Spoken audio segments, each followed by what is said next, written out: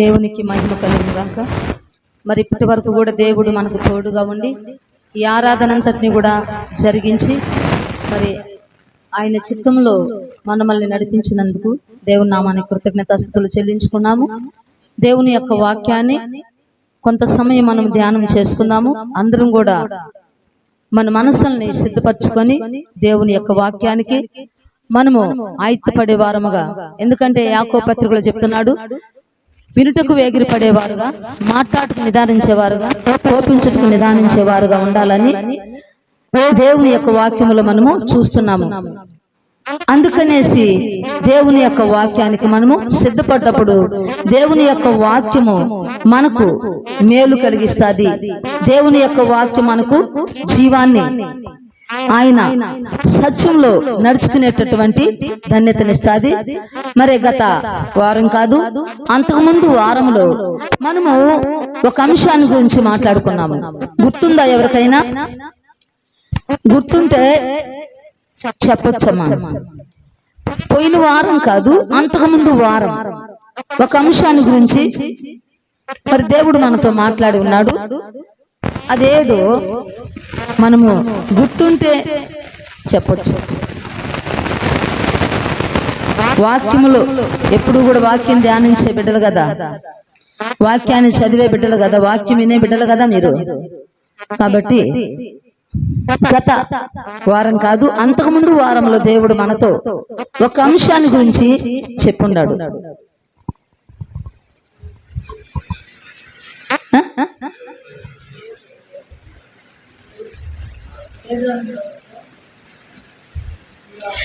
నువ్వేం సంపాదించుకుంటున్నావు?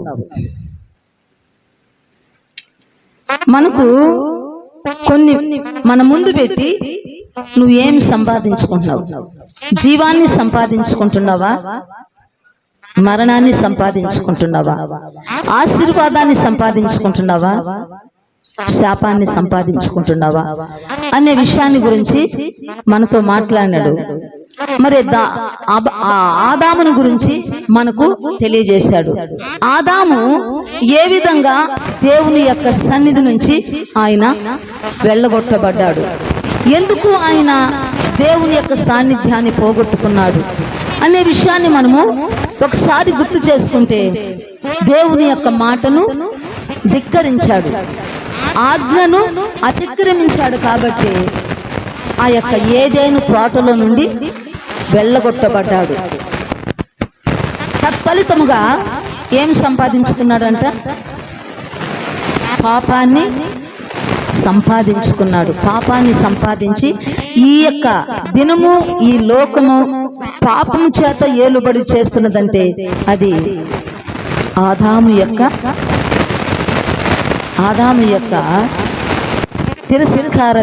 తిరస్కారమైనటువంటి బుద్ధి, మాట విననటువంటి బుద్ధి. అందుకే దేవుడు ఇచ్చింది మనం ఏది కూడా మనం పోగొట్టుకునే వారముగా ఉండకూడదు. దేవుడు మనల్ని ప్రేమించి మనకిచ్చిన ప్రతి ఈవిని కూడా, ప్రతి ఆశీర్వాదాన్ని కూడా మనము దక్కించుకునే వారముగా ఉండాలా, వాటిని మనము స్వతంత్రించుకునే వారముగా ఉండాలా, వాటిని మనం పోగొట్టుకునే వారముగా ఉండకూడదు. దేవుడిచ్చినటువంటి అధికారాన్ని, దేవుడిచ్చినటువంటి ఆధిక్యతను, దేవుడిచ్చినటువంటి మహిమా ప్రభావాన్ని, దేవుడిచ్చినటువంటి కృపా ఘనతను, దేవుడిచ్చినటువంటి కృపా సన్నిధిని మనము పోగొట్టుకునే వారముగా ఉండకూడదు. పోగొట్టుకొని మనము బాధపడే వారముగా ఉండకూడదు. దేవుడిచ్చినటువంటి ప్రతి ఈవిని కూడా మనం స్వతంత్రించుకోవాలా. ఆ యొక్క స్థితిని మనము కలిగి ఉండాలా. ఎట్టి పరిస్థితుల్లో కూడా మనము ఆయన ఇచ్చినటువంటి ఏ ఆశీర్వాదాన్ని కూడా పోగొట్టుకునేదానికి మనము దోహదపడకూడదు. దానికి మనము అవకాశం ఇవ్వకూడదు. మనకు కావలసిన వాటిని దేవుడి దగ్గర నుంచి మనము అడిగి పొందుకోవాలా. మరి ఆయన ఇచ్చిన వాటిని మనము పోగొట్టుకునే వారముగా ఉండకూడదు. ఆదాము మనకు నేర్పించినటువంటి పాఠము, దేవుని యొక్క వాక్యాన్ని మనము ధిక్కరించకూడదు, ఆ వాక్యాన్ని మనము నిర్లక్ష్యం చేయకూడదు, ఆ వాక్యాన్ని మనము తృణీకరించకూడదు, ఆ వాక్యాన్ని మనము ధ్యానించాలా. ఆ వాక్యాన్ని మనము ప్రేమించాలా, ఆయన సన్నిధిని మనము సంతోషంగా ఉండాలా. మరి ఇంకొక విషయం ఏంటంటే ఆకాను దేవుని యొక్క మాటను ధిక్కరించి ఏం తెచ్చుకున్నాడంటమ్మా? ఆకాను దేవుని యొక్క మాటను ధిక్కరించి ఏం తెచ్చుకున్నాడు? మనం చూస్తే ఏం తెచ్చుకున్నాడంట? శాపము తెచ్చుకున్నాడు. అంటే దేవుని యొక్క ఉగ్రతను తెచ్చుకున్నాడు. దేన్ని ఆశించాడంట? ఆకాను ఆశించాడు ఏది? దేవుడి దగ్గర దేవుడు చెప్పినటువంటి మాటను త్రోసివేసి దేవుని యొక్క మాటను ధిక్కరించి దేన్ని ఆశించాడంట? ఆయనే చెప్తున్నాడు ఒక మాట. యెహోషువ గ్రంథంలో నుండి 7వ అధ్యాయము 19వ వచనము, 20వ వచనము, 21వ వచనం చూస్తే అక్కడ మనకు క్లియర్ గా మనకు తెలుస్తుంది అన్నమాట. అప్పుడు యెహోషువ ఆకానుతో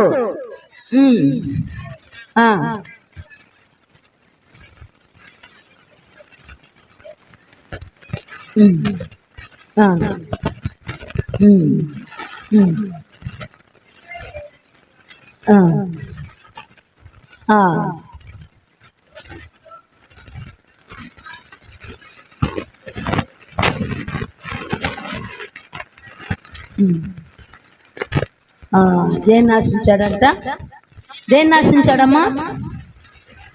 ఇక్కడ ఆయన చెప్తున్నటువంటి మాట ఏంటంటే, షీనారు పై వస్త్రమును 200 తులముల వెండిని 50 తులముల ఎత్తుగల బంగారు కమ్మిని నేను చూసి వాటిని ఆశించి తీసుకుంటుని. ఇదిగో అది నా డేరా మధ్యలో, అవి భూమిలో దాచబడి ఉన్నవి అని చెప్పాడు. ఇప్పుడు దేవుడు ఆ యొక్క శపితమైన దాన్ని తీసుకోవద్దు అన్నాడు. దేవుని యొక్క సేవకుని ద్వారా హెచ్చరించాడు, దేవుని యొక్క బిడ్డ ద్వారా హెచ్చరించాడు. అది శపితమైనది. ఆ శపితమైన దాంట్లో నుంచి మీరు ఏది కూడా తీసుకోకూడదు. దేవుడు శపించింది మనకు దీవెన కాదు. దేవుడు ఎప్పుడైతే శపిస్తాడో దాన్ని మనం ఎప్పుడైతే కోరుకుంటామో దాని ద్వారా మనకి ఏమొస్తుందంట? ఉగ్రత వస్తుంది. దేవుడు దాన్ని చేపించి దాంట్లో నుంచి ఏది కూడా మీరు పట్టుకోకూడదు, ఏది కూడా మీరు ముట్టుకోకూడదు అని చెప్పినప్పుడు ఈయనేం చేశాడంట? ఎవరు చెప్పారు అని అంటే 6వ అధ్యాయంలో 18వ వచనం చూసినట్లయితే, శపింపబడిన దానిలో కొంచెమైనను మీరు తీసుకొని నా ఎడల మీరు శాపగ్రస్తులై ఇశ్రాయేలీయుల పాలెమునకు శాపం తెప్పించి దానికి బాధ కలగజేయుదురు గనుక శపింపబడిన దానిని మీరు ముట్టకూడదు. చాలా ఎప్పుడైతే దేవుడు దాన్ని శపించాడో దాన్ని నువ్వు ముట్టకూడదు అని చెప్పేసి యెహోషువ ఇశ్రాయేల్ ప్రజలకు చెప్పాడు అన్నమాట. అక్కడికి వెళ్తున్నారు. ఎక్కడికి వెళ్తున్నారు? దేన్ని శపించాడంట ఆయన? దేన్ని శపించాడు? ఎక్కడి నుంచి? ఆ యొక్క సీనారు వస్త్రాన్ని తీసుకొచ్చుకున్నాడమ్మా. ఎక్కడి నుంచి? ఎరికో పట్టణంలో నుంచి దీన్ని తీసుకొచ్చి పెట్టుకున్న తర్వాత ఆయి పట్టణాన్ని జయించలేకపోయారు. ఇది ఇక్కడ నుంచి దాంతో అంతా శపించాను, అదేది కూడా మీరు తీసుకొని రాకూడదు, దాన్ని ముట్టుకోకూడదు అన్నప్పుడు ఇప్పుడు దాన్ని పోయి ఈయనేం చేశాడంట? తెలియకుండా దొంగతనంగా దాన్ని తీసుకొని వచ్చి తన డేరా మధ్యలో దాన్ని ఉంచుకున్నాడు, దాచిపెట్టుకున్నాడు. దాన్ని తీసుకొచ్చి తన డేరా మధ్యలో దాచిపెట్టుకున్నాడు. అంటే అది దేవుని యొక్క మాటను ధిక్కరించటమే కదా. దాన్ని నువ్వు ముట్టుకోకూడదు, దాన్ని నువ్వు తీసుకొచ్చుకోకూడదు అన్నప్పుడు ఆకాన్ ఏం చేశాడంట? దాన్ని తీసుకొచ్చి తన గుడారంలో పెట్టుకున్నాడంట, దాచిపెట్టుకున్నాడంట. అందుకనేసి ఆయ పట్టణమును జయించలేకపోయారు. అక్కడ వారికి అపజయం కలిగింది. అప్పుడు ఆ యొక్క నాయకుడు బాధపడుతూ దేవుణ్ణి వేడుకున్నప్పుడు ఆయన చెప్పాడు, ఇక్కడ ఈ యొక్క సిచ్యువేషన్ జరిగింది కాబట్టి నీకు జయము కలగదు. ఎప్పుడైతే దేవుడు చెప్పినటువంటి మాట మనం వినకపోతామో ఆశీర్వాదానికి దూరం అయిపోతాము. ఎప్పుడైతే దేవుడు చెప్పింది మనం చేయకపోతామో దేవుని యొక్క దీవెనలు మనకు దూరం అయిపోతాయి. ఎప్పుడైతే చేయొద్దన్న పని మనం చేస్తామో, ఎప్పుడైతే ముట్టకూడదన్న దాన్ని మనం ముట్టుకుంటామో, ఎప్పుడైతే తాకకూడదన్న దాన్ని మనం తాకుతామో అప్పుడు మన ఇంటికి ఏమొస్తుందంట? శాపం వస్తుందంట. ద్వితీయోపదేశకాండము 7వ అధ్యాయము 26వ వచనం చూడమ్మా. దానివల్ల నీవు శాపగ్రస్తుడవు, నీవు శాపగ్రస్తుడు కాకుండానట్లు నీవు హేయమైన దాన్ని నీ ఇంటికి తేకూడదు. అది శాపగ్రస్తము కనుక దాన్ని పూర్తిగా రోసి దాని యందు పూర్తిగా అసహ్యపడవలేము. దాన్ని చూసి మనము ప్రేమించే వారముగా ఉండకూడదు, దాన్ని ఇష్టపడే వారముగా ఉండకూడదు, దాని అందాన్ని చూసి మనము మోసపోయే వారముగా ఉండకూడదు. దేవుడు దేన్నైతే చెప్పాడో, దేన్నైతే చేయొద్దన్నాడో దాన్ని మనం చేయకూడదు. అది మనకు అసహ్యం కలిగజేయాల, అది ఏదైనా కూడా సరే. అందుకే పాపానికి మీరు దూరంగా వెళ్ళిపోనండి, పాపాన్ని చూసి మీరు అసహించుకోనండి అని దేవుని యొక్క వాక్యం మనకు తెలియజేస్తుంది. ఇక్కడ దేవుడు చెప్పినటువంటి మాట ఏం చెప్పాడంటే, దాన్ని చూసి నువ్వు దాని మీద రోసి అంటే ఏంది? అది నీకు చాలా విముతంగా ఉండాలా. కొన్ని చూసినప్పుడు మనము అవి మనకు నిషిద్ధంగా కనబడతాయి, వాటిని మనము ఇష్టపడము. అదే విధంగా దేవుడు చెప్పిన పనిలో కూడా ఆయనకి ఇష్టము కానిది మనము కోరుకోకూడదు, ఆయన శపించింది మనము తీసుకోకూడదు, దాన్ని తీసుకొచ్చి మన ఇంట్లో పెట్టుకోకూడదు. కాబట్టి ఇక్కడ ఏం చేశాడంటే ఆకాను ఆ శపితమైన దానిలో నుంచి ఆ సొమ్ము తీసుకొచ్చి ఆడబెట్టుకున్నాడంట, తన ఇంటిలో తన గుడారంలో దాచిపెట్టాడంట. దాన్ని చూసి ఆశించాడంట, దాన్ని చూసి ఆశించి దాన్ని తీసుకొచ్చి తన గుడారంలో పెట్టుకొని పాపాన్ని అక్కడ కలగజేశాడు. ఆ ఇశ్రాయేలులకు బాధకు కారణమయ్యాడు. ఎప్పుడైతే నువ్వు శపించిన దాన్ని నువ్వు ఇష్టపడి తెచ్చుకుంటావో అప్పుడు నువ్వు మిగతా వారి బాధకు కారణమవుతావు. మన వల్ల ఎవరు కూడా బాధపడకూడదు, మన వల్ల ఎవరు కూడా కష్టపడకూడదు, మన వల్ల దేనికి కూడా ఎవరు కూడా ఇబ్బంది పడకూడదు. అదే ఆయన చేసినటువంటి పనికి ఏమైందంటే, ఇక్కడ ఆకాను చేసినటువంటి పని వల్ల అప్పుడు యెహోషువ పంపగా, ఇక్కడ చూడమ్మా, ఇక్కడ నేను ఇది ఎత్తుకున్నాను. యెహోషువ 7వ అధ్యాయంలో 26వ వచనం చూడండి. వారిని రాళ్లతో కొట్టిన తరువాత అగ్ని చేత కాల్చి వారి మీద రాళ్లను పెద్ద కుప్పగా వేసిరి, అది నేటి వరకు ఉన్నది. అప్పుడు యెహోవా కోపోద్రేకము విడిచిన వాడై మళ్ళుకొనెను. ఎందుకంటే ఎప్పుడైతే ఈ యొక్క ఆకాను చేసినటువంటి పనికి దేవుడు అక్కడ ఉగ్రతను చూపించాడు, కోపాగ్నిని అక్కడ దించేశాడు. ఎప్పుడైతే ఈ యొక్క ఆకాను చేసిన పనికి వీళ్ళు శిక్ష విధించారో అప్పుడు ఆయన కోపాన్ని మళ్లించుకున్నాడంట. ఇప్పుడు ఆకాను ఏం చేశాడంట? ఆకాను ఏం సంపాదించుకున్నాడంట? శాపాన్ని సంపాదించుకున్నాడంట. ఇప్పుడు మనము ఒక ఆశీర్వాదాన్ని తీసుకొచ్చి మనము పెట్టుకోలేకపోయినా కూడా శాపాన్ని తీసుకొచ్చి మాత్రము పెట్టుకోకూడదు. మన కుటుంబాలలో శాపాన్ని తీసుకొచ్చి మాత్రము మనం పెట్టుకోకూడదు. మనము దేవుని యొక్క మాటను మనము ధిక్కరించే వారముగా ఉండకూడదు. దేవుడు చెప్పింది మనము చేసే వారముగా ఉండాలా. ఆయన ఏది చెప్పినా కూడా దానికి తల ఒగ్గే వారముగా ఉండాలా. దాన్ని మనం గౌరవించే వారముగా ఉండాలా. దాన్ని మనం గణపరిచే వారముగా ఉండాలా. దాన్ని మనము అనుసరించే వారముగా ఉండాలా. దాన్ని మనము గైకొనే వారముగా ఉండాలా. కానీ ఆకాన్ ఏం చేశాడంట, చెప్పినప్పుడు ఆ మాట వినకుండా ఆ షీనారు వస్త్రాన్ని తీసుకొచ్చి, ఆ బంగారు కమ్మిని తీసుకొచ్చి ఆ యొక్క గుడారంలో దాచుకున్నాడంట.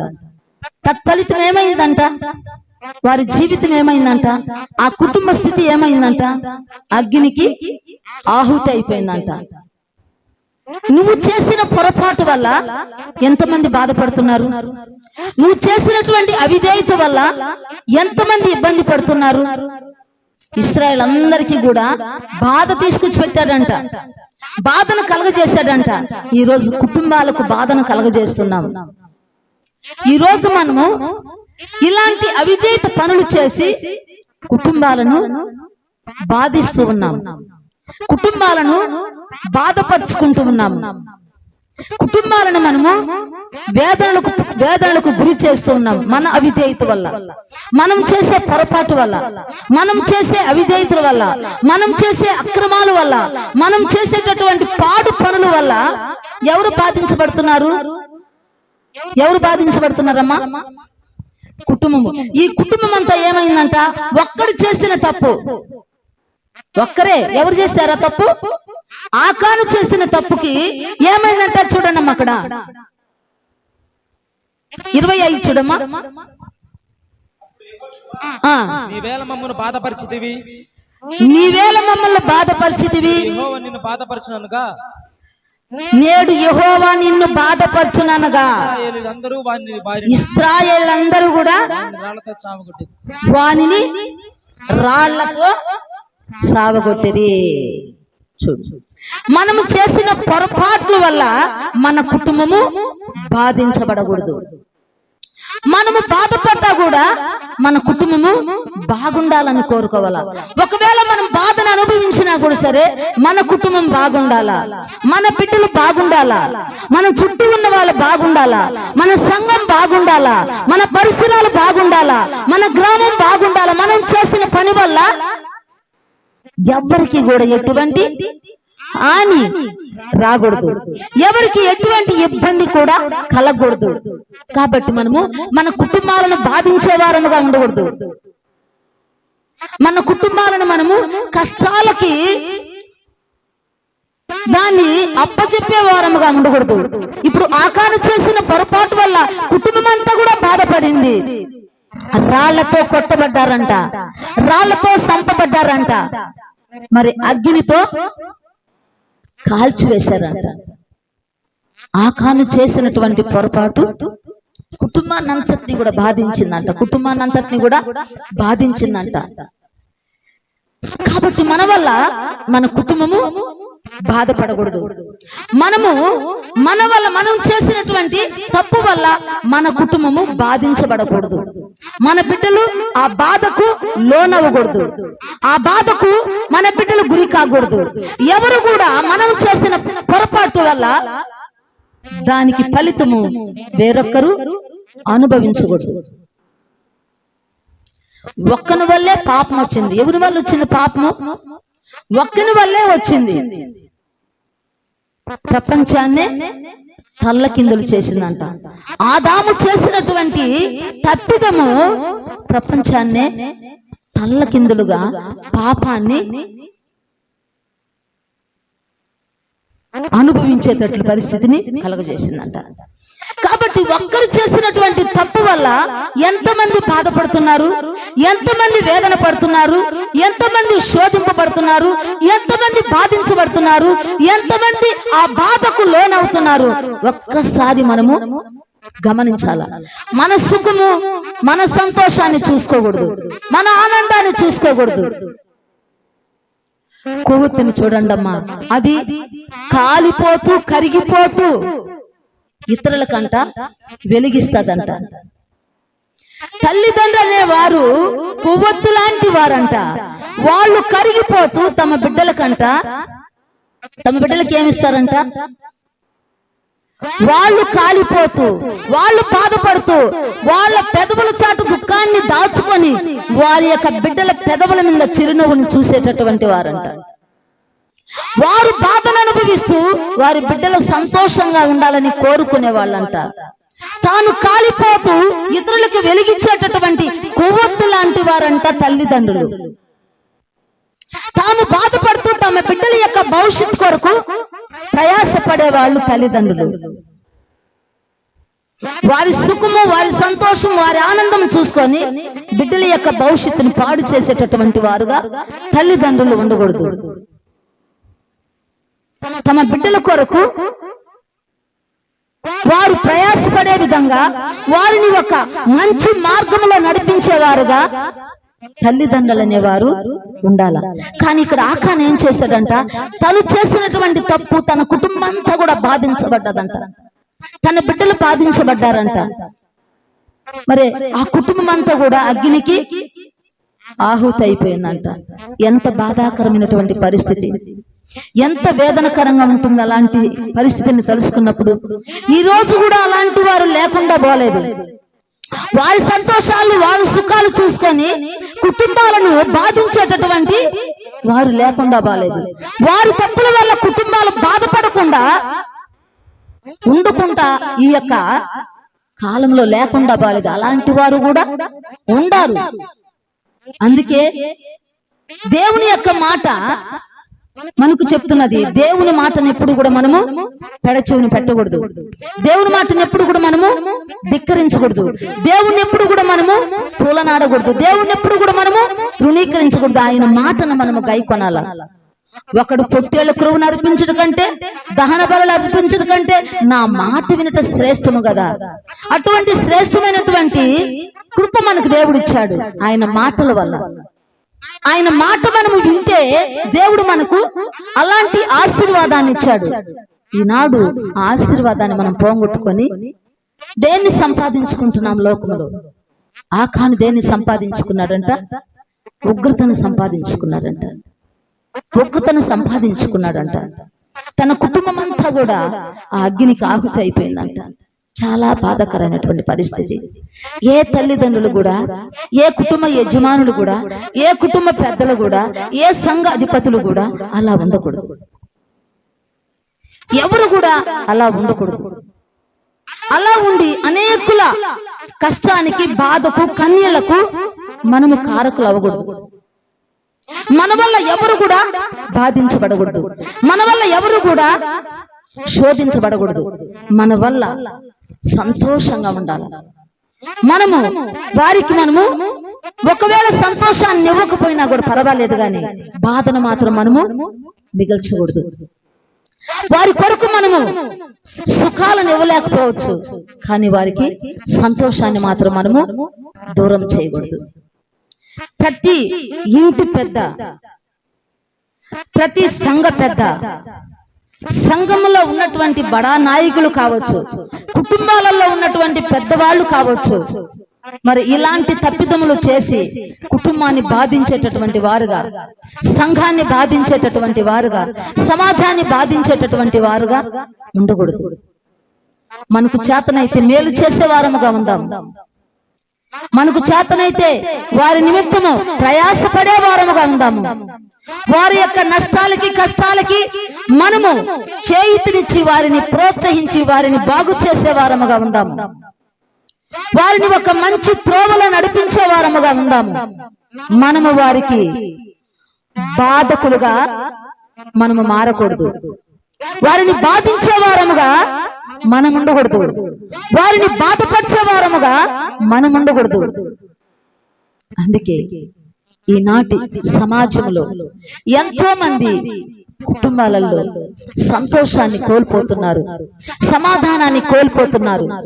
లేనిపోని సమస్యలు తీసుకొచ్చి పెట్టుకొని, దేవుడు చెప్పని వాటిని తీసుకొచ్చుకొని పెట్టుకొని కుటుంబాలే కూలగొట్టుకుంటా ఉన్నారు.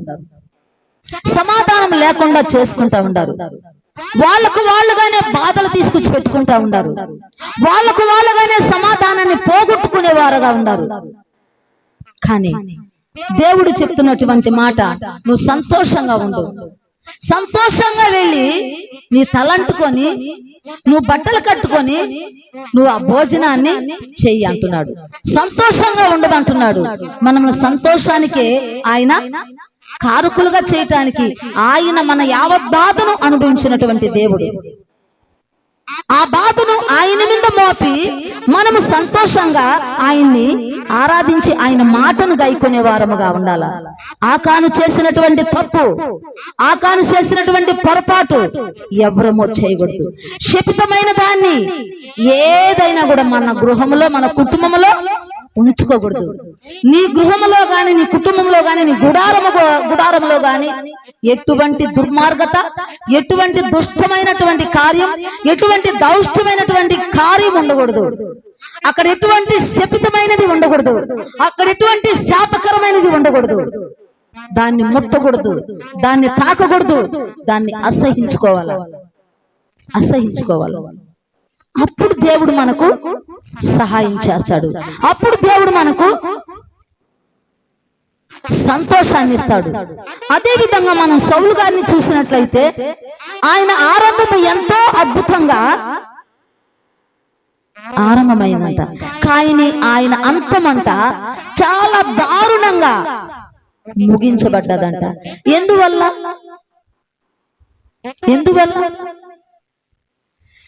సౌలు గారి యొక్క జీవితము, సౌలు గారు దేవుని యొక్క ఆధిపత్యంలోకి వచ్చినప్పుడు ఆయన ఆరంభం అంట చాలా అద్భుతకరంగా ఉందంట, కానీ ఆయన అంతమంట చాలా దారుణంగా ముగించబడ్డదంట. ఎందువల్ల? కారణమేంటి? సౌలు గారు అలా అవటానికి కారణమేంటి?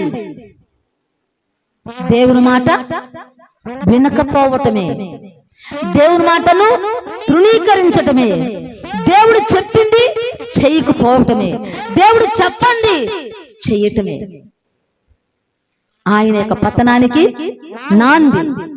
చెప్పుని మాట వినకపోవటమే. 1 సమూయేలుకు రాసిన గ్రంథం, 1 సమూయేలు గ్రంథము 13వ అధ్యాయము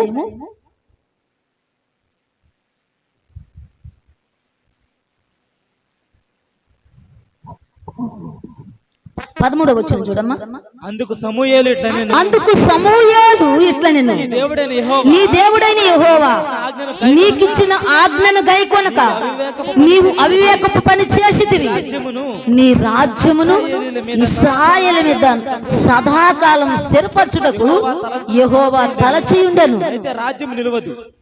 అది ఇప్పుడు అది నీకు నిలవదు. ఎందుకు నిలవదు? చూడు 15వ అధ్యాయం చూడమ్మా. 15వ అధ్యాయంలో 17వ వచనం చూడమ్మా. అందుకు సమూయేలు నీ దృష్టికి నీవు చాలా అల్పుడుగా ఉన్నప్పుడు ఇశ్రాయేలీలు గోత్రములకు శిరస్సు వైతివి. యెహోవా నిన్ను ఇశ్రాయేలు మీద రాజుగా అభిషేకించెను. చాలా ఇక్కడ సౌలు గారి యొక్క స్థితి ఎలా ఉందంట? చాలా అల్పమైనటువంటి స్థితి, చాలా చిన్న, అంటే చాలా తక్కువ స్థాయిలో ఉన్నటువంటి వ్యక్తి. కానీ దేవుడు అతన్ని ఏం చేశాడంట? ఇశ్రాయేలు కంట అధిపతిగా చేశాడంట, ఇశ్రాయేలు కంట తలగా చేశాడంట, శిరస్సుగా చేశాడంట, అధికారిగా ఆధిపత్యముగా వారందరి మీద ఆయన్ని రాజుగా అభిషేకించాడంట. కానీ సౌలు గారు ఏం చేశారంట? అదే నువ్వు 11వ వచనం చూడమ్మా. సౌలు నన్ను అనుసరింపక వెనుక తీసి నా ఆజ్ఞను గైకొనకపోయాను గనుక అతనిని రాజుగా నిర్ణయించినందుకు నేను పశ్చాత్తాపడుతున్నాను. చాలా ఎంత బాధాకరమైనటువంటి పరిస్థితి అంటే, మనకు ఒక ఉన్నతమైనటువంటి స్థానాన్ని ఇచ్చినాడు దేవుడు. ఆ స్థానాన్ని ఇచ్చినందుకు ఆయన పశ్చాత్తాపడుతున్నాడంట. అందుకే ఆది కాండంలో చెప్తున్నాడు, ఆయన నరులను చేసినందుకంట ఆయన పశ్చాత్తాపడ్డాడంట. ఎందుకంటే వాళ్ళు చేసేటటువంటి అవివేకపు పనులు, అజ్ఞానమైన పనులు, వాళ్ళు చేసేటటువంటి చెడ్డ పనుల వల్ల దేవుడు ఏమనుకున్నాడంట? నరులను చేసినందుకు ఆయన చాలా సంతాపపడ్డాడంట, పశ్చాత్తాపడ్డాడంట. అందుకే ఈనాడు మన గురించి ఆయన పశ్చాత్తాపడేటటువంటి దేవుడుగా, మన గురించి ఆయన సంతోషపడే దేవుడుగా ఉండాలా, మన గురించి ఆనందించే దేవుడుగా ఉండాలా. ఇక్కడ సౌలు గారిని గురించి అంట, అతన్ని రాజుగా నియమించినందుకంట ఆయన పశ్చాత్తాపడ్డాడంట. ఎందుకంటే ఒక్కటి కూడా దేవుడు చెప్పినటువంటి మాట వినల సౌలు గారు. ఎందుకంటే దురాత్మ పూని, దురాత్మ ఆవరించి చేయకూడని పనులంతటిని కూడా చేశాడంట. ఎక్కడికి వెళ్ళాడంట? అసలు దేవునికి అసహ్యమైనటువంటి కార్యము ఒకటి ఏందమ్మది, దేవుడికి ఇష్టం లేనటువంటి కార్యం, అసలు అది ఉండకూడదు. దాన్ని మీరు బయట దాన్ని అసలు చంపేమన్నాడు. ఏందది? చిల్లంగితనము, సోది చెప్పుట, ఇవన్నీ కూడా దేవునికి విరోధమైన కార్యాలు. ఎక్కడికి వెళ్ళాడంట? సోది చెప్పించుకునే దగ్గరికి వెళ్ళాడంట. దేవుణ్ణి ఆశ్రయించలా, దేవుణ్ణి అడగలా, నా స్థితికి కారణమేంది, నా పరిస్థితికి కారణమేంది, అయ్యో నేనేం చేయాలా అని పశ్చాత్తాప పడలా, ప్రార్థన చేయలా, దేవుణ్ణి ఆశ్రయించలా, దేవుణ్ణి అడగల, దేవుణ్ణి అడగల, తన యొక్క పతనానికి కారణమేందో తెలుసుకోవాలా. ఎక్కడికి వెళ్ళాడంట? అది దేవునికి విరోధమైన కార్యం. ఇలా ఇప్పుడు దైవ సేవకుడు అక్కడ లేకపోతే దేవునికి బలి అర్పించకూడదని ఇక్కడ మనకు ఆజ్ఞ ఒకటి ఉంది. ఆ ఆజ్ఞను కూడా మీరేశాడు. అన్ని కూడా తప్పిదములే చేశాడు, అన్ని కూడా దేవునికి విరోధమైన పనులు చేశాడు, అన్నిటి కూడా దేవుని యొక్క మాటల్ని ధిక్కరించి ప్రవర్తించాడు. కాబట్టి దేవుడు సౌలు గారిని రాజుగా నియమించినందుకంట పశ్చాత్తాపడ్డాడంట, బాధపడ్డాడంట. రాజుగా ఉండకూడదు, అతని స్థానంలో నేను వేరొక్కరిని కోరుకున్నాను అన్నాడు. మన స్థానాన్ని ఎవరు కనిస్తే మనకు బాధ కదా, ఆ స్థానాన్ని మనం పోగొట్టుకోకూడదు కదా, దేవుడిచ్చినటువంటి బాధ్యతను విస్మరించకూడదు కదా, దేవుడిచ్చినటువంటి అధికారాన్ని, దేవుడిచ్చినటువంటి ఆధిపత్యాన్ని మనము తృణీకరించకూడదు కదా. దేవుణ్ణి అందులోనే మనము గణపరచాలా, అందులోనే దేవుణ్ణి మనం ఆరాధించాలా, అందులోనే మనము దేవుణ్ణి హెచ్చించాలా. ఇంకా నువ్వెంత తగ్గించుకుంటావో, నువ్వెంత లోపడతావో, నువ్వెంత కిన్నుడు అయిపోతావో అంతగా దేవుడు నిన్ను హెచ్చిస్తాడు, అంతగా దేవుడు నిన్ను గణపరుస్తాడు. ఆయన గణపరిచేటటువంటి మనుషుడే ధన్యుడు. మనకు మనముగా ఘనత తెచ్చుకోలేము, మనకు మనగా గౌరవం తెచ్చుకోలేము, కానీ దేవుడు మనకివ్వాలా, ఆ ఘనమైన స్థానాన్ని దేవుడు మనకివ్వాలా, ఆ ఘనత కలిగిన స్థానాన్ని దేవుడు మనకివ్వాలా. దేవుడు ఎప్పుడు ఇస్తాడంటే దేవుని యొక్క మాటకు మనం ఎప్పుడైతే లోబడతామో, ఆయన చెప్పిన మాట మనం ఎప్పుడైతే వింటామో, ఆయన చెప్పిన మనం ఎప్పుడైతే చేస్తామో, ఆయన మాటను గైకొంటామో, అప్పుడు దేవుడు మన కొరకు ఏ ఈవులనైతే సిద్ధపరిచాడో, మనకు ఏ దీపాలైనా ఆయన తలంచి ఉన్నాడు, ఎలాంటి స్థానంలో మనం పెట్టాలని ఆయన ఉద్దేశంలో ఉన్నదో ఆ ఉద్దేశాలన్నీ కూడా మన పట్ల ఆయన జరిగించేటటువంటి దేవుడుగా ఉన్నాడు. మరి సౌలు గారు తన యొక్క ఆరంభం ఎలా ఉందంట? తన యొక్క ఆరంభము అద్భుతకరంగా ఉందంట, కానీ తన అంతం ఎలా ఉందంట? చాలా దారుణంగా. తనను తానే అతం చేసుకున్నాడంట, తనను తానే అతం చేసుకున్నాడంట. 31వ అధ్యాయం చూడమ్మా, ఆ గ్రంథంలోనే 3వ వచనం, 31 3వ వచనం. యుద్ధములో ఓడిపోవచ్చుండగా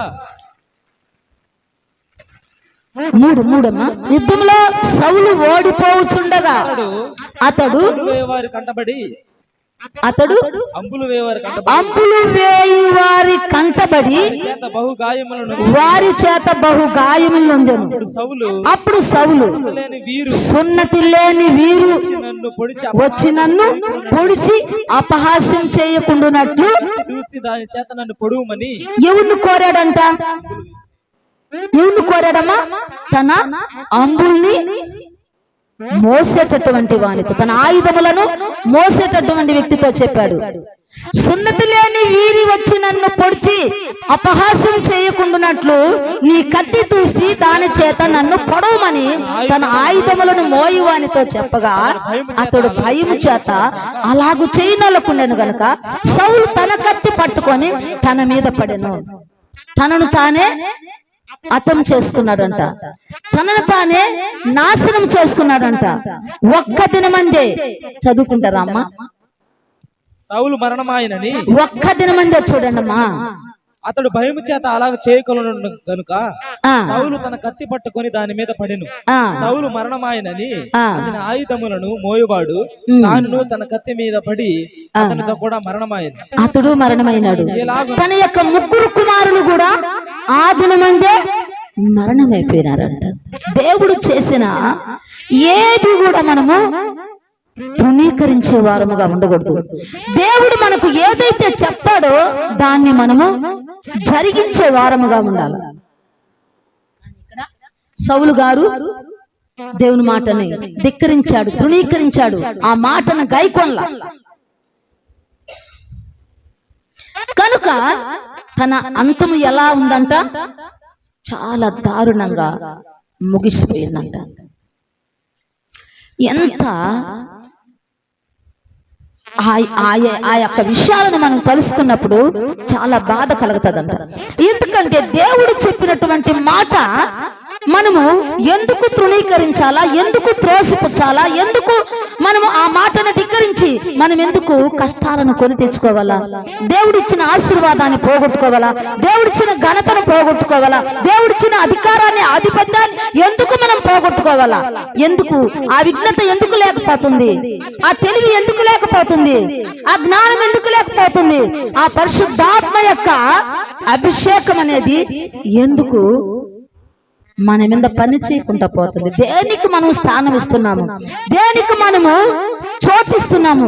ఏది మనం ఆ స్థితికి తీసుకొని రావటానికి ఏది కారణమో దాన్ని ఎందుకు మనం తీసుకొచ్చి పెట్టుకుంటున్నాము? ఒక్కసారి మనము ఆలోచించాలి. ఒక్కసారి మనము ఆలోచించి మనము నిర్ణయం తీసుకోవాలా. సౌలు గారి యొక్క పరిస్థితి ఎలా అయిందమ్మా? చాలా దారుణంగా ఆయన జీవితం ముగిసిపోయిందంట. దేవుడు చెప్పినటువంటి మాట మనము ఎప్పుడు కూడా త్రోసిపుచ్చకూడదు. ఆయన మాటను మనము విని ఆయన ఇచ్చేటటువంటి ఆశీర్వాదాన్ని మనము పొందుకోవాలా. అదే ప్రకారంగా గెహజీ దేవుని మాటను విన్నాడా? దేన్ని ఆశించాడు? దైవజనుడు వద్దన్నాడు. దైవజనుడు అది మనకు వద్దన్నాడు, అది తీసుకోవటానికి మనకు సమయం కాదన్నాడు. కానీ ఏం చేశాడంట గెహజీ? ఏం చేశాడమ్మా? రెండో రాజులు 5వ అధ్యాయము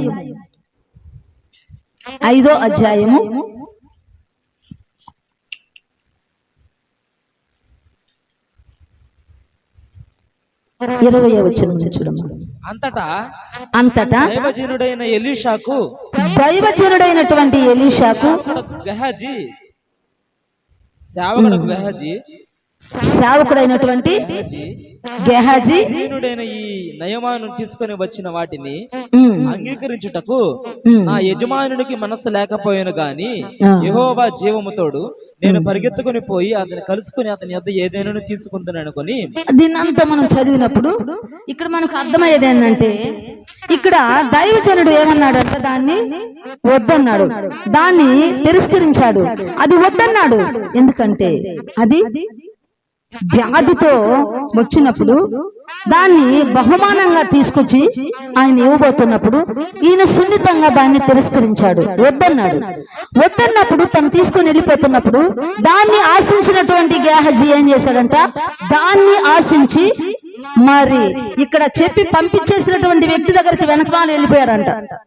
వెళ్ళిపోయి మా యొక్క సేవకుడు చెప్పాడు తీసుకురమ్మని, అబద్ధం దొంకాడు. అక్కడ దొంకి దాన్ని తీసుకొచ్చి అక్కడ పెట్టుకున్నాడంటమ్మా, దాచిపెట్టుకున్నాడమ్మా.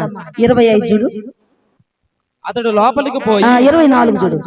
మెట్ల దగ్గరకు వారు రాగానే వారి యొద్ద నుండి గేహజీ వాటిని తీసుకొని ఇంటిలో దాచి వారికి సెలవీయగా వారు వెళ్ళిపోయి అట్లా తీసుకొచ్చాడు దైవజనుడికి. అక్కడ కనబడకుండా ఆ మెట్ల దగ్గరకు వచ్చేది దాన్ని తీసుకొని పోయి ఎక్కడ పెట్టుకున్నాడంట? తన ఇంటిలో దాచిపెట్టుకున్నాడంట. అసలు దేవుడు అక్కడ వద్దని చెప్పినప్పుడు, దైవజనుడు అక్కడ వద్దని చెప్పినప్పుడు దాన్ని తీసుకోవటానికి నీకు మనసు ఎలా వస్తున్నది? దాన్ని ఆశించటానికి నీ హృదయం ఎందుకు ప్రేరేపించబడుతున్నది?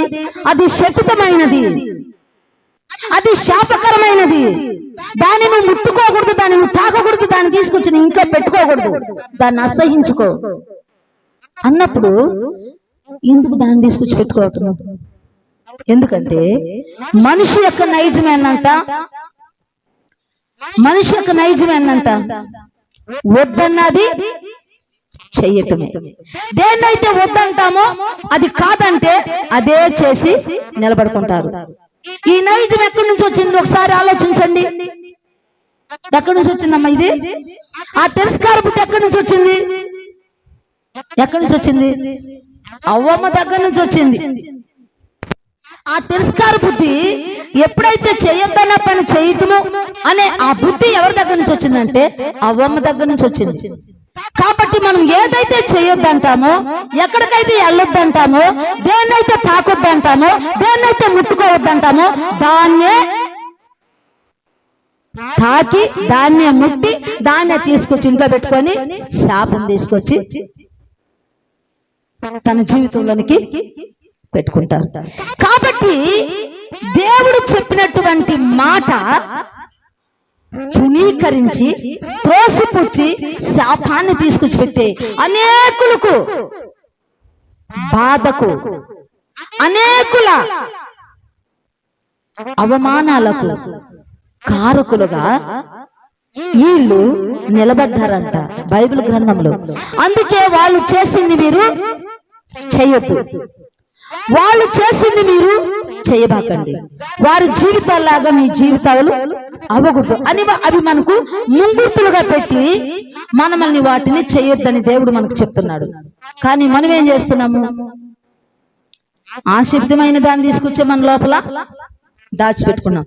వద్దమ్మా, అలాంటివి మన ఇంట్లో వద్దు, అలాంటివి మన ఇంట్లోకి రాకూడదు, అలాంటివి మన మందిరంలోకి రాకూడదు అంటే అవే తీసుకొచ్చి పెట్టుకుంటాము. వాటి వల్లే మనము బాధలు తీసుకొచ్చి పెట్టుకుంటాం. ఇక్కడ ఏం చేశాడంట గేహజీ? లాస్ట్ వచ్చిన చూడమ్మా, కాబట్టి 26 చూడు. అంతటా ఎలీషా వానితో, ఆ మనుషుడు తన రథం దిగి నిన్ను ఎదుర్కొన్నట్టుకు తిరిగి వచ్చినప్పుడు నా మనసు నీతో కూడా లేదా? ఇది అందరికీ మరుగుగా ఉంటుందేమో, నువ్వు సాటుగా చేస్తున్నాను అనుకుంటావేమో, ఎవరు చూడటం లేదనుకుంటావేమో, ఎవరికి ఇది కానటం లేదనుకుంటావేమో, ఇది రహస్యంగా జరుగుతుంది అనుకుంటావేమో, కానీ అది చారవలసిన వారికి చేరిపోతారు. తెలియకూడదని ఎవరికైతే మనం దాచిపెడతామో వారికే బట్టబయలు చేస్తాడు దేవుడు. ఎవరి దగ్గర అయితే దాన్ని రహస్యంగా ఉంచుతామో, ఎవరి దగ్గర అయితే దాన్ని గుప్తంగా కాపాడుకుంటామో, గుమ్మనంగా కాపాడుకుంటామో అక్కడే దాన్ని బట్టబయలు చేసేస్తాడంట దేవుడు. కాబట్టి ఇక్కడ ఏం చెప్తున్నాడు? నా మనసు నీతో కూడా రాలేదా? నువ్వు వెళ్ళావు, నువ్వు అతని దగ్గర తీసుకున్నావు, అప్పుడు నీతో కూడా నా మనసు లేదా? అమ్మో, ఒక విషయం గుర్తుపెట్టుకోనండి, సావుకులు అక్కడ చెప్పేస్తున్నారులే, మనతో రారులే, మన దగ్గరకు రారులే, మనం ఏది వాళ్ళు చూడటం లేదులే అనుకుంటారేమో, కానీ వారి ఆత్మలు మనతో ఉంటాయంట. గుర్తుపెట్టుకోనండి, దేవుడు మనతో ఎప్పుడు కూడా మనతో ఉంటాడంట.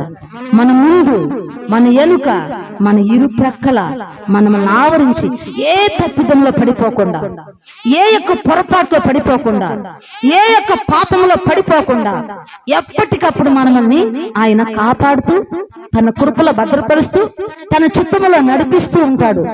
కాబట్టి మనం ఏది చేసేది కూడా మన దేవునికి మరుగై ఉండదు. మనం చేసే ప్రతిది కూడా ఆయనకి బహుతేటంగా కనబడుతుందంట. అందుకే అన్నాడు, నా మనసు నా మనసు నీతో కూడా రాలేదా?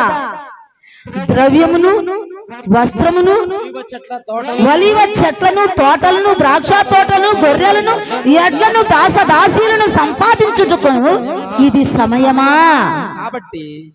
కాబట్టి నయమానునకు కలిగినటువంటి ఆ కుష్టి నీకును నీ సంతతికి సర్వకాలము. ఎంత శాపకరమైనటువంటి మాట, ఎంత అధ్వానమైనటువంటి స్థితి. గెహజీ చేసినటువంటి ఆ యొక్క తప్పిదము తన కుటుంబానికంట సర్వకాలము ఆ రోగం అనేది నిలబడిపోయిందంట. ఆ రోగం అనేది ఆ కుటుంబాన్ని ఏలుబడి చేస్తుందంట. గేహాజీ చేసినటువంటి తప్పు, గేహజీ చేసినటువంటి తప్పు వల్ల ఏం సంపాదించుకున్నాడంట? రోగాన్ని సంపాదించుకున్నాడంట. రోగాన్ని, తన కుటుంబానికి రోగాన్ని సంపాదించి పెట్టాడంట. ఈ రోజు ఆస్తులు సంపాదించి పెట్టబడలేదు. ఆస్తులు సంపాదించి పెట్టకపోయినా పర్వాలేదమ్మా, కీడును మాత్రము, శాపాన్ని మాత్రము, ఉగ్రతను మాత్రము, పాపాన్ని మాత్రము మన కుటుంబాలకి, మన బిడ్డలకి తీసుకొచ్చి పెట్టేవారముగా, సంపాదించి ఇచ్చేవారముగా మనం ఉండకూడదు. మనము ఆస్తి పాస్తులు ఇవ్వకపోయినా పర్వాలేదు, ధన ధాన్యాలు ఇవ్వకపోయినా పర్వాలేదు, కానీ దేవుని యొక్క శాపాన్ని మాత్రము మన బిడ్డలకి మనం ఇచ్చేవారముగా ఉండకూడదు. మనం చేసినటువంటి పాపాలు మన బిడ్డల ఒడుల్లో పడకూడదు. గుర్తెరగాలి, గుర్తెరగాలి. కొవ్వొత్తులు కదా తల్లిదండ్రులు, కొవ్వొత్తులు వాళ్ళు కాలిపోతూ తమ బిడ్డలకి మంచి భవిష్యత్తునిస్తారంట. మన దేవుడు, మన యేసయ్య ఆ కలవరిలో నలిగిపోతూ, ఆ కలవరిలో ఇరిగిపోతూ, ఆ కలవరిలో నలగొట్టబడి ఆ ప్రాణాన్ని అక్కడ మన కోసము దారపోసాడంట.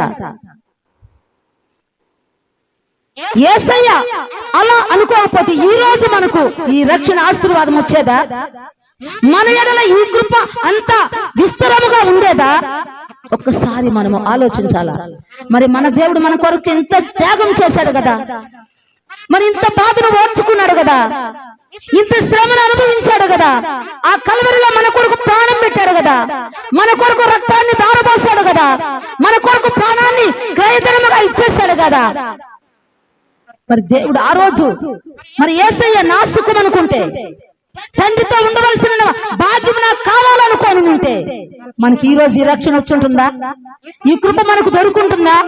ఈ స్నేహిత మనకు వచ్చి ఉంటుందా? ఈ ఆశీర్వాదం మనకు వచ్చి ఉంటుందా? కాదమ్మా. కానీ దేవుడు యేసయ్య అన్నిటిని కూడా త్యజించాడంట, అన్నిటిని కూడా వదులుకున్నాడంట, రిక్తుడుగా ఈ లోకానికి వచ్చేసాడంట. ఎందుకు? నీ పాపం, నా పాపం, మనందరి పాపాల కొరకు ఆయన మాత్రమే మూల్యం చెల్లించాడంట. నీ కుటుంబం కొరకు నువ్వు మాత్రమే మూల్యం చెల్లించే వాళ్ళగా ఉండాలా. నీ బిడ్డల కొరకు నువ్వు మాత్రమే మూల్యం చెల్లించే వాళ్ళగా ఉండాలా. ఏ రోగాన్ని, ఏ పాపాన్ని, ఏ శాపాన్ని, ఏ ఉగ్రతను మన కుటుంబాలకు తెచ్చుకుని పెట్టుకునే వారముగా మనం ఉండకూడదు. మన బిడ్డల భవిష్యత్తును మనము కాల రాసే వారముగా మనం ఉండకూడదు. మన బిడ్డల భవిష్యత్తును మనము అన్యాయం చేసే వాళ్ళంగా మనం ఉండకూడదు. వారి ఎదుగుదలకి, వారి యొక్క ఉన్నతమైనటువంటి ఉజ్వలమైనటువంటి భవిష్యత్తుకు మనం కారకులుగా ఉండాలా. వారి అభివృద్ధికి మనం కారకులుగా ఉండాలా. వారి ఆశీర్వాదానికి మనం కారకులుగా ఉండాలా. మన పాపాలు వాళ్ళ ఒళ్ళో పడకూడదు, మన శాపాలు వాళ్ళ ఒళ్ళో పడకూడదు, మనం చేసిన అవిధేయతలు వాళ్ళ ఒళ్ళో పడకూడదు, మనం చేసిన పొరపాటు వాళ్ళ ఒళ్ళో పడకూడదు. మనం చేసినటువంటి మేలు, మనం చేసినటువంటి పుణ్యం, మనం చేసినటువంటి త్యాగ ఫలితం మన బిడ్డలకి ఆశీర్వాదంగా మనం ఇవ్వాలి. గేహాజీ ఇచ్చినట్టు కుష్టిని మనకు మన బిడ్డలకు ఇచ్చేవారముగా ఉండకూడదు. ఆ కానిచ్చినట్టుగా అగ్నికి ఆహుతిగా మన బిడ్డల్ని, మన కుటుంబాలను అప్పచెప్పుకునే వారముగా ఉండకూడదు. సౌలు యొక్క అంతములాగా ఏ బిడ్డల యొక్క అంతము ఉండకూడదు. ఆదాము వెళ్ళగొట్టబడ్డట్టుగా ఏ బిడ్డలు దైవ సాన్నిధ్యాన్ని పోగొట్టుకోకూడదు. దేవుడిచ్చిన అధికారాన్ని, ఆధిపత్యాన్ని, దేవుడిచ్చినటువంటి మహిమ ప్రభావాలను ఎప్పటికీ ఎవరు ఏ బిడ్డలు కూడా మనము పోగొట్టుకునే వారముగా ఉండకూడదు. కాబట్టి దేవుడు చెప్తున్నటువంటి మాట, నువ్వేం సంపాదించుకుంటున్నావు? ఇవన్నీ కూడా నీ విజ్ఞతగా వదిలిపెట్టేస్తున్నాడు దేవుడు. నీకే వదిలిపెడుతున్నాడు నువ్వేది కావాలో. మరి ఇలా చేసి వీటన్నిటిని సంపాదించుకుంటావా? నీ బిడ్డలకి వీటన్నిటిని సంపాదించిస్తావా? దేవుని యొక్క ఆశీర్వాదాన్ని, దేవుని యొక్క జీవాన్ని, దేవుని యొక్క నిత్య జీవాన్ని మరి నువ్వు సంపాదించుకుంటావా? దేనికి? అది నీకే వదిలిపెట్టేస్తున్నాడు దేవుడు. అది నీ విజ్ఞతగా వదిలేస్తున్నాడు దేవుడు. అది నువ్వే దాన్ని అర్థం చేసుకొని నువ్వు దేన్ని కోరుకుంటావు. ఈరోజు మనం దేన్ని కోరుకుంటాము? ఇవన్నీ కూడా మన ముందు ఉంచాడు.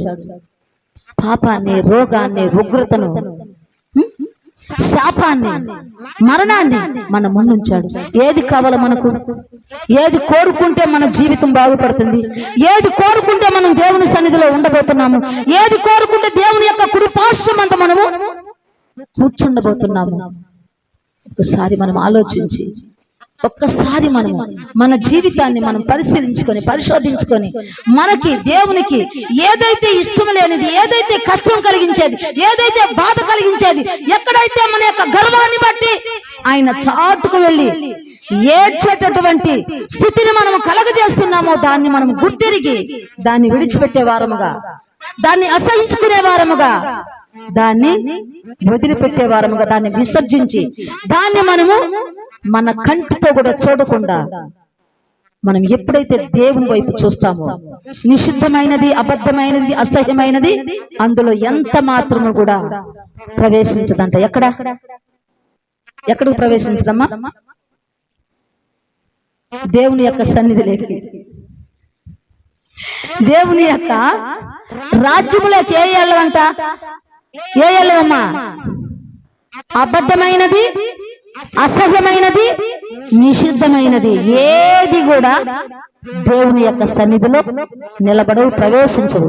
కాబట్టి అలాంటి జీవితాలు మనలో ఉన్నాయేమో ఒక్కసారి మనము పరిశీలన చేసుకొని మనం పరిశోధించుకొని వాటన్నిటిని విడిచిపెట్టే వారముగా దైవత్వాన్ని పొందుకొని దైవ కృపలో దేవుని యొక్క ఆశీర్వాదాలతో మన బిడ్డలని, మన కుటుంబాలను పెంచి పోషించి ఆయన చిత్తములో నడిపించి ఆయన రాజ్యంలో చేరేంత వరకు ఆయన మాట మీద నమ్మకం ఉంచి ఆయన ఇంటిలో నమ్మకస్తులుగా ఉండాలంట. ఈ ఇంటి మీద ఎవరున్నారు నమ్మకస్తులుగా? యేసయ్య ఉన్నాడు. ఈ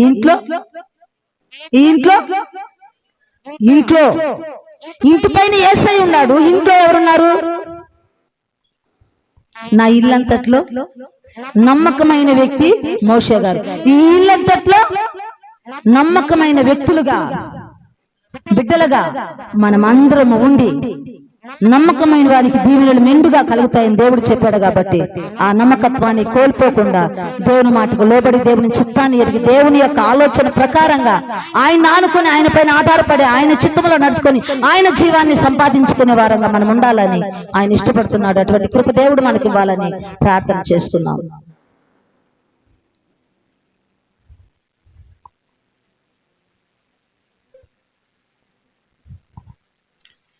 పాట పాడమని చెప్పి మరి సహోదరి కోరుతుంది. ఆ పాట పాడతాము, అందరం కూడా ఏకీభవిస్తాం.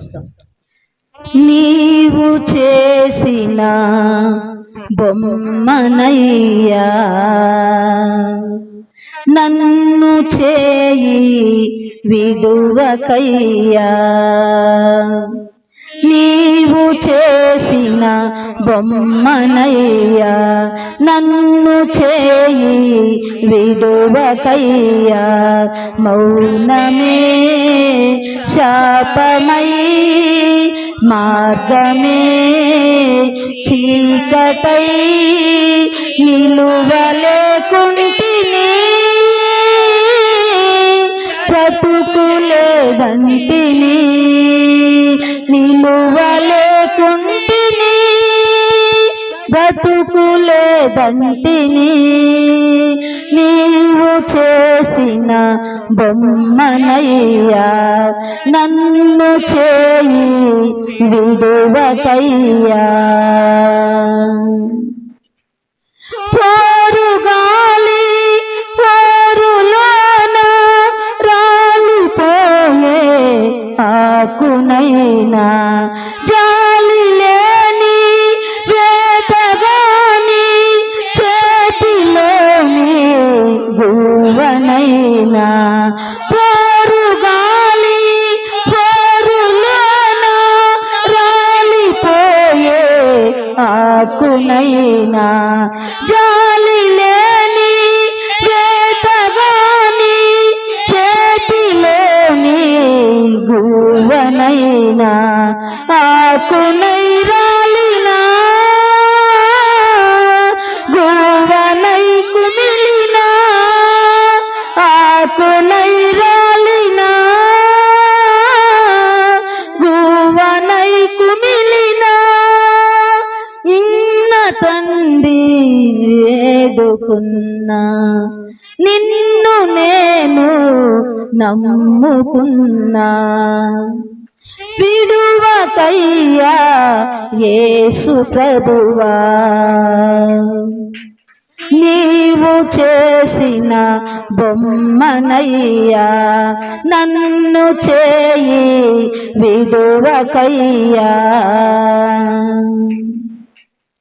ఓ విధాత జీవదాత నిన్ను వీడి మలినమైన మాయలోకం మంత్రములకే భ్రమల నుండి బూడిదైనా ఓ విధాత జీవదాత నిన్ను వీడి మలినమైన మాయలోకం మంత్రములకే భ్రమల నుండి బూడిదైనా జీవమా మరణమా స్వర్గమా నరకమా జీవమా మరణమా స్వర్గమా నరకమా ఏది నాకిక మార్గము దొరుకుతుందా మోక్షము యేసునాథ వందనం నీకు నేనే అంకితం యేసునాథ వందనం నీకు నేనే అంకితం నీవు చేసిన బొమ్మనయ్యా నన్ను చేయి విడువకయ్యా నీవు చేసిన బొమ్మనయ్యా నన్ను చేయి విడువకయ్యా మౌనమే శాపమై మార్గమే చీకటై నిలువలేకుంటిని బ్రతుకులేదంటిని నీవు చేసిన బొమ్మనయ్యా నన్ను చేయి విడువకయ్యా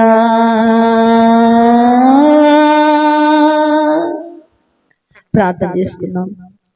స్తోత్ర నాయన పరిశుద్ధరానికే వందనాలు స్తోత్రాలు నాయన కృప కలిగిన దేవుడా ప్రేమ కలిగిన తండ్రి నాయన సర్వోన్నతుడా సర్వాధికారి నాయన మహోపకారి మహోన్నతుడా జీవాధిపతి నాయన నీ బంగారు పాదాల చెంత నాయన ఇప్పటి వరకు నాయన మాకు తోడుగా ఉండి నా ప్రభువా ఈ యొక్క నాయన ఆరాధనంతట్లో కూడా నాయన నీ కృపనిచ్చి నాయన నడిపించిన దేవుడా నీకు వందనాలయ్యా స్తోత్రాలయ్యా. ఇదిగో నా తండ్రి నీ మాటకు నాయన లోబడినటువంటి వారిని గురించి నాయన మాకు తెలియజేసినావు తండ్రి. నీ మాటకు నాయన విధేయతను చూపించినటువంటి వారిని గురించి మాకు తెలియజేసినావు దేవా. అయ్యా వారు నీ మాటకు నాయన లోబడకుండా దేన్ని సంపాదించుకున్నారో మాకు తెలియజేసినారయ్యా ప్రభువా. ఈనాడు నాయన మేము వాటన్నిటిని కూడా నాయన అయ్యా తెలుసుకుని నాయన వాటన్నిటి ప్రకారంగా నా తండ్రి నాయన మా జీవితాలను నాయన ఒక్కసారి నాయన అయ్యా సరి చూసుకొని నాయన, సరి చేసుకొని నా తండ్రి నీ మాటకు లోబడే బిడ్డలుగా మేము ఉండాలయ్యా. ఎవరు కూడా నా తండ్రి ఎటువంటి నా తండ్రి నాయన కష్టానికి లోనవ్వకూడదయ్యా, ఎటువంటి నష్టానికి లోనవ్వకూడదయ్యా. వారి కుటుంబాలను నాయన ఏ విధమైనటువంటి బాధలకు నాయన గురి చేసుకోకూడదు నా ప్రభా. ఏ బిడ్డ నా తండ్రి ఎటువంటిమైనటువంటి నాయన దుష్టత్వంలో పడిపోకూడదు నా ప్రభా. దేవా కాపాడు నాయన, కరుణించు నాయన, నీ కృపను అనుగ్రహించు దేవా. నీకు స్తోత్రమునయ్యా. మీరు చేసినటువంటి బొమ్మలము కదా నాయన, మీ హస్తాలతో నాయన రూపుదిద్దుకున్న మీ బిడ్డలము కదా నా ప్రభువా. మీ చిత్తములో నడిపించండి అయ్యా, మీ ఆలోచన ప్రకారంగా నడిపించండి అయ్యా. ఆలోచన లేనటువంటి వారమయ్యా, నీ ఆలోచన వినలని వారమయ్యా. అయ్యా నీకు స్తోత్రము నా తండ్రి నాయన. దయతో క్షమించు నాయన, దయతో మన్నించు నాయన. మా జీవితాలను కట్టండి ప్రభువా, మా బ్రతుకులను కట్టండి ప్రభువా, మా కుటుంబాలను కట్టండి అయ్యా, మా ఆత్మీయ జీవితాలను కట్టండి అయ్యా. నీ నామములో కట్టు నాయన, నీ ఆత్మలో కట్టు నాయన, నీ చిత్తములో కట్టు తండ్రి దేవా. అయ్యా అయ్యా యోచించుకుంటా నాయన, ఆపదలో పడిపోయేటటువంటి మూర్ఖత్వం కలిగిన బిడ్డలుగా మేము ఉండకూడదు నా తండ్రి.